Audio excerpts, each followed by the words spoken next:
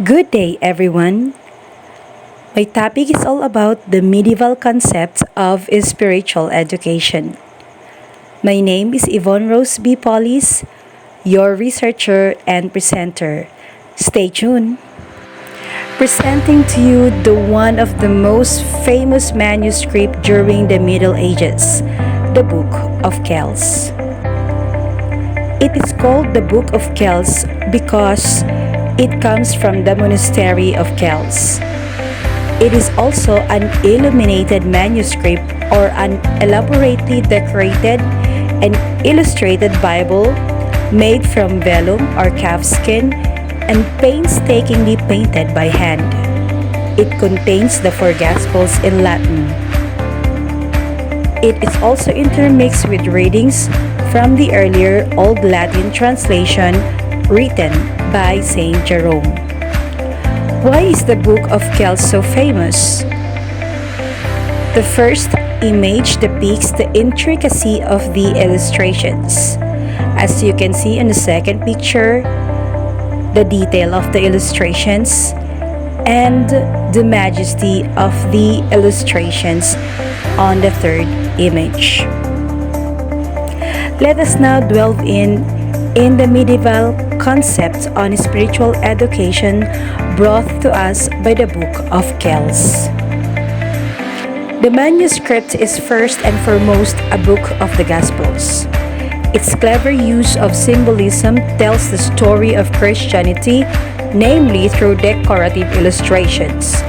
Many of these images are of animals, including snakes, peacocks, lions, hares, and mice. The secret of Kells utilizes exquisite hand-drawn illustrations and color to convey mood.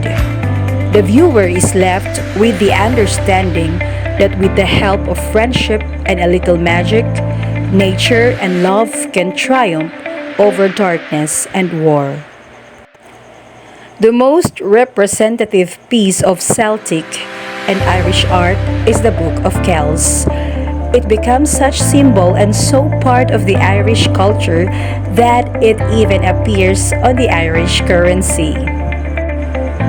The manuscript was most likely intended for display, although it may have been called into service on particular church feast days. The people who created the Book of Kells were Christians, most likely monks.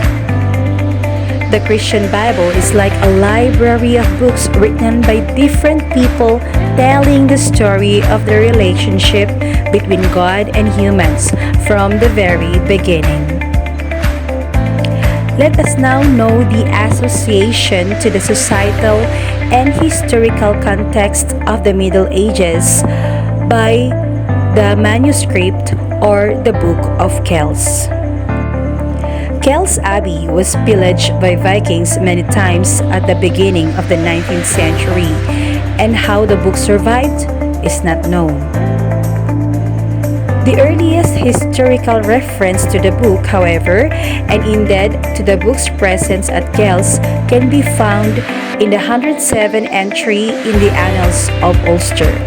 This entry records that the Great Gospel of Columbkill or Columba, the chief relic of the Western world, was wickedly stolen during the night from the western sacristy of the Great Stone Church at Sinanas on account of its rough shrine. But then the manuscript was recovered a few months later, minus its golden and bejeweled cover under a sod. It is generally assumed that the Great Gospel of Columbkill is the Book of Kells. The force of ripping the manuscripts free from its cover may account for the folios missing from the beginning and the end of the Book of Kells. The description in the annals of the book as of column-like, that is, having belonged to and perhaps being made by Columba, suggests that the book was believed at that time to have been on Iona. When land charters pertaining to the Abbey of Kells were copied onto some of its blank pages, The practice of copying charters into important books was widespread in the medieval period, and such inscription in the Book of Kells provide concrete evidence about its location at the time. The Abbey of Kells was dissolved because of the ecclesiastical reforms of the 12th century. The Abbey Church was converted to a parish church in which the Book of Kells remained. Now let us see how the Book of Kells is important in context to the contemporary education. For almost 200 years now, the Book of Kells, the most Irish thing we have, has provided inspiration to all manner of artists. The transformation of the Book of Kells from just an ancient illustrated Bible to both muse and national icon goes back to the mid-19th century, as this was the period that preceded photography. The only means of making its now famous art more widely available was through manual copying, usually with pen and watercolor. With the public exhibition of the manuscripts and the introduction of photography, the artwork gradually became more famous and was reproduced in all manner of contexts. As an expression of what was seen as pure Celtic art, it also took on the role national symbol and was used as a means of expressing Irishness. I hope that I have provided information. Stay tuned for the next update. Bye! Thank you and see you for more updates.